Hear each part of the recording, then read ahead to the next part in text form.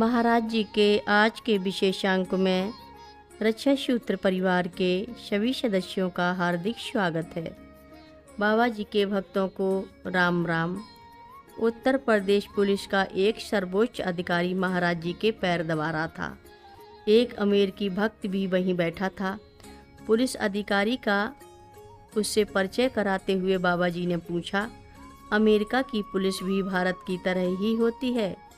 भक्त ने उस पुलिस अधिकारी की ओर देखा और अमेरिका तथा भारतीय पुलिस में यह अंतर देखकर हंस पड़ा।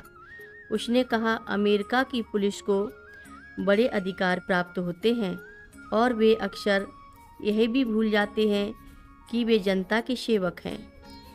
यहाँ यह असंभव है कि किसी राज्य का सर्वोच्च पुलिस अधिकारी किसी पवित्र पुरुष का पैर दबाए।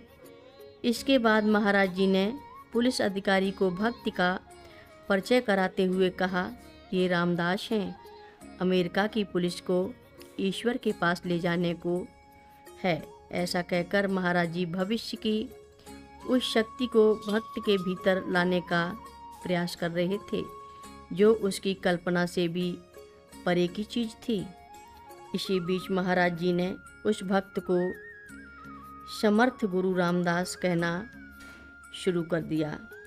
इसके पूर्व महाराज जी इस भक्त को अलग अलग नामों से पुकारा करते थे, जैसे कबीर, तुलसीदास, रामदास नाम अच्छा लगा। भक्त को उन शक्तियों की इच्छा हुई जिन्हें महाराज जी प्रकारांतर से उसे बता रहे थे। हालांकि वह जानता था कि यदि वे शक्तियाँ उसे मिलेंगी तो उन्हीं में खो जाएंगी। कभी कभी महाराज जी सेवा का अवसर प्रदान करके इस प्रकार का अनुभव प्राप्त करने के योग्य बना देते थे।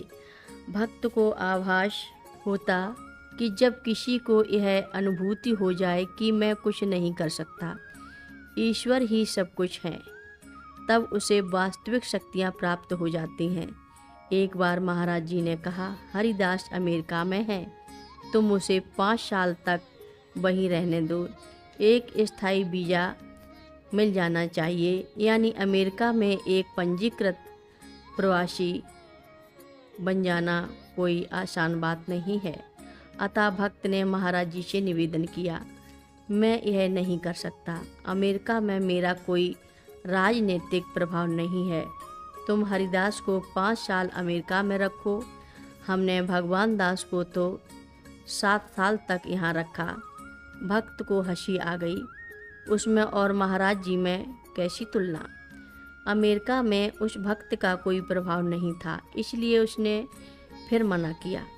लेकिन जब महाराज जी अपनी बात पर अड़े रहे तो भक्त ने कह दिया कि कोशिश करूँगा। यद्यपि भक्त को एहसास था कि करना महाराज जी को ही है, उसे केवल निमित्त बनाया जा रहा है। तब वार्तालाप के कुछ दिनों बाद एक व्यक्ति लॉस एंजल्स अमेरिका से नैनीताल आया। उसका मकसद था उस भक्त से भेंट करना।